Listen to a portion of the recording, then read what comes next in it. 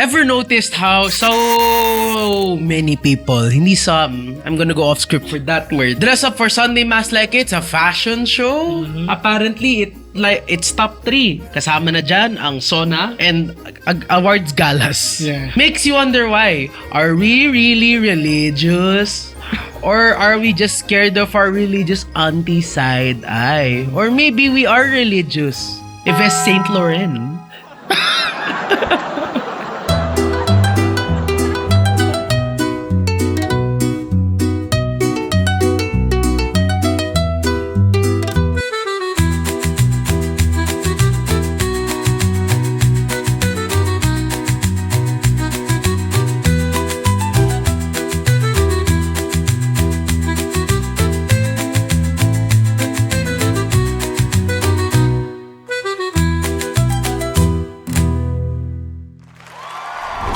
I know I mispronounced it. Okay, let's get that out of the way. Capish? Okay na. Okay.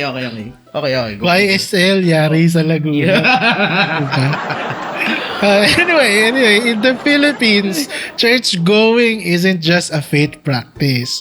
It's a cultural event. From Sunday's best outfits to the whole barangay walking together. Akala ko, sorry, maling basa ko. Walking disaster. Mass has Yan tuloy, basa ko to statement. Stampede. Mass has always been a statement. But in 2025, when many young Pinoys are questioning tradition, some of them questioning their faith, we have to ask, are we going to church for God? Or para lang hindi mapintasan? You know what we're talking about? Mapintasan for an international audience. It's when you paint the wall. No, that's pinta. Mapintasan is to be bashed. To be shamed. To be shamed, so to speak. To be clown. Sorry, dahil we're talking about young people. To be clowned. Yeah.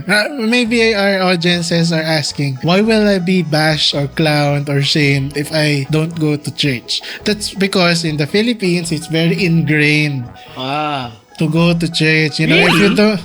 Yes! Teacher, I have a question po. If it's so important, why do I fall asleep during services? That is because... Do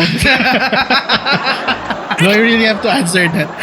How many of you have experienced feeling sleepy in church? Hindi. We go one step further. We go to sleep. Yeah. And we call it resting in God's presence. Well, maybe I think it's because some churches don't have good acoustics. You only hear when you sit at the back. It becomes gibberish. Yeah, you only hear. It ends up. You end up doing this. So let's be real. Missing mass, that's bigger gossip than not showing up to a reunion. For our international audience, chismis, that's the cheese spread. That's cheese. But why do you think it's like this? I don't know. It's a big deal. Apparently, not to attend mass. Our culture has made it so na personal experience. Where Christianity or Catholicism is essentially a tradition na. It's not anymore religion to them. Parang showing up to church is equivalent to not washing your hands before you eat. Kunwari. Or... Which is important, by the way. We're not saying that... Or saying mano po. It's as important, it becomes as important as mano po to your elders, which I don't... Not the mano po part, by the way. I don't get why naging tradition ang religion when in reality, it's supposed to be between you and the... I don't know if you worship God, but between you and your God, I guess. Your God, I guess. Exactly. So that's why today in Culture Check, we're gonna be giving you 3 hot takes about going to church for just show or for your faith.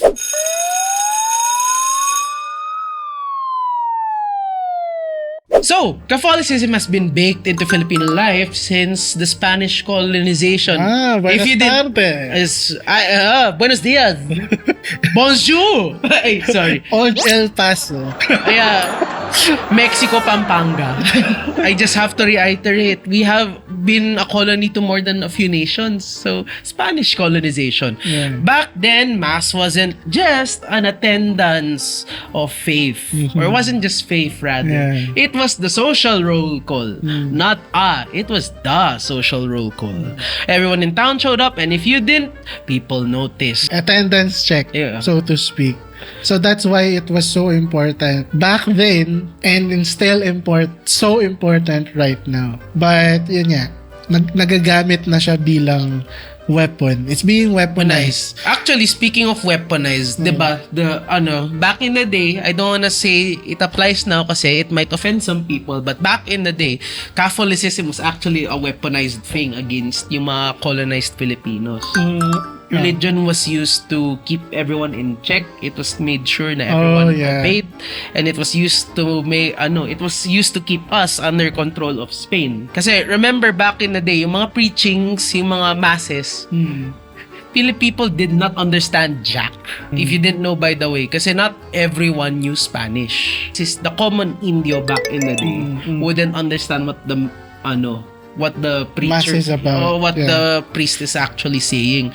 Rather, they were there just to attend dahil everyone needed to kasi God might be mad. And more importantly, si Tita will get even madder. Yung the people who actually knew what faith was back in the day were so little kasi it was a privilege to even understand Spanish. Much less yung Catholicism or catechism. So you're saying that stiffness was just transformed it was weaponized to the basic unit of society, which is the family. So yung pagiging religious, it was weaponized. Essentially. So it wasn't spiritual to begin with. It was hindi nga social surveillance. It was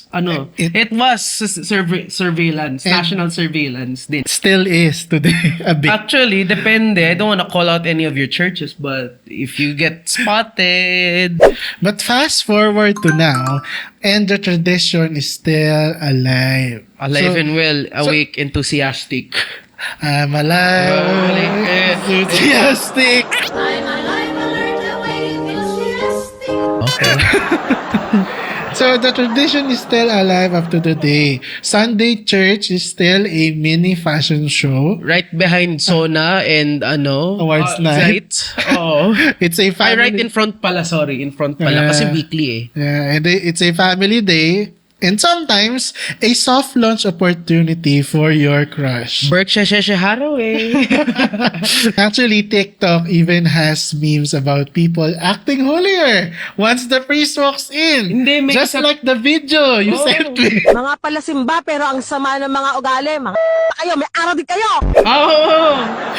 Di lang yun. Meron pa nga like, I don't catch these videos a lot. Yung the videos that go, my church crush is here, carries multiple chairs. Multiple church? Church. Pwede. Carries multiple chairs. Offers $50 more sa offering. Ganon. Yeah. Videos just to impress. Here we go again with people impressing other people so much. I thought you wanted to impress God. Not I don't mean impress na you get what I mean, mga actual church people there. You get what I mean. I thought you were there to impress God, not your crush. Or men. I think there's You've got your reward already na. I think there's a blurred line. I don't know if you can call it a blurred line. Blurred line from attending church.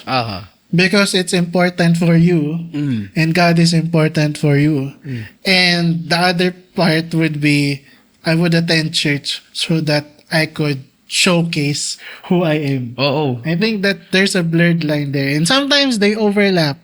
People, there's silo, there's podla bars for that. Don't do that sa church. So here's the twist. While Mass should be about self-reflection, sometimes it feels like it's more about reputation. The unspoken rule. Kung absent ka, someone's going to talk. Especially, amongst older people. Yeah. Actually, we thought that kind of social rule only applies to that certain sect. Kaya but turns out, even in our own sects, of Christianity, we've experienced this, nasan si ganito? Bakit siya wala?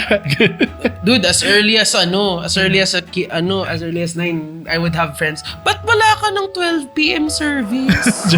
Sunday school. Oh, Sunday school. Yeah. But it's like a big Ganon. deal. Pero it still becomes big news. Oh, sayang to. Yeah. You get the idea. You get the idea. Kaya it's wild how missing one mass can spark more gossip than your love life. Wait,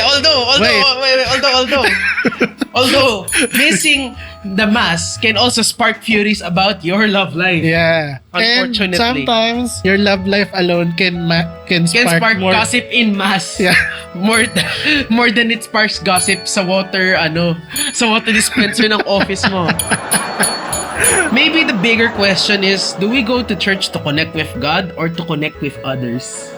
No. Ay, sorry. Or to prove to others that we still belong. Kaya nga connect with others Yeah. Networking o simba? Diba? Well, yeah. But I actually thank God for organizations that are outside the church. Oh. Because most of the time, these organizations that are not leaned into religion or whatever, they're more intentional with their activities, with their mission, with their vision. I like yung mga church organizations that don't feel like church organizations. What I'm trying to say is, diba there are church organizations that make it obvious that they are church organizations. Yeah. Kasi someone brought up, I was in a preaching, I was listening, or hindi preaching, I think it was in my accountability group. Someone brought up na the Catholic Church should be credited more than it should be because a lot of charity and goodwill movements are not, mind you, hindi instigated by the Catholic Church mismo, rather the people associated with them. They should be credited more because half of like charity institutions are Catholic. Yeah. Or are associated with the Catholics.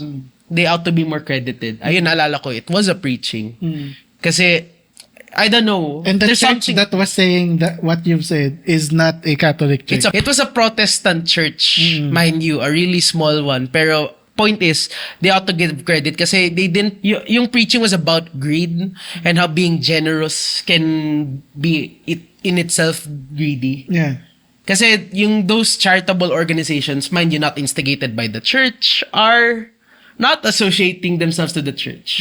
Anyway, really long ramble.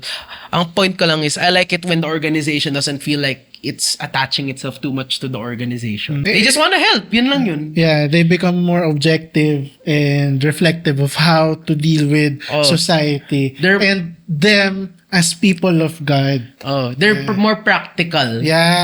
They're being practical about what's being taught rather than being political about what's being Yeah, taught. because there are some churches who are like your very strict lola or tita or tito Maybe. who really put into mind and heart that you need to attend. If you miss one, you're a sinner.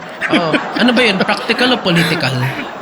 Again, your faith is between you and God. Or your no God. one can tell you that if you leave a church or not attend church, that your life has already slipped down the slippery slope of sin. Pwede naman No one mag-sick can leave. dictate that Pwede to naman you. mag-sick leave, di ba? Sa simbahan. Yeah, or maybe something hurtful happened. So, no one can judge you. There is no one perfect church. But there is no one church also that can mention to you and dictate to you that they're just the best one.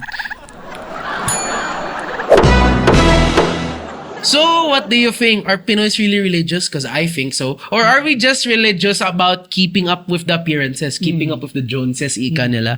Maybe faith is between you and God, but judgment, that's always between you and the barangay. And if you read the Bible enough, I think that's probably better than being judged by God. Yeah.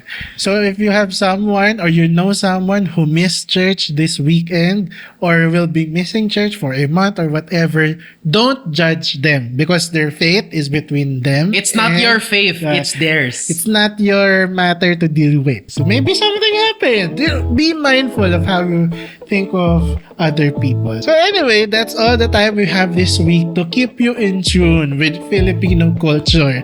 If you are an international audience, we would love to know what Filipino culture would you like to experience or for us to discuss here on this channel.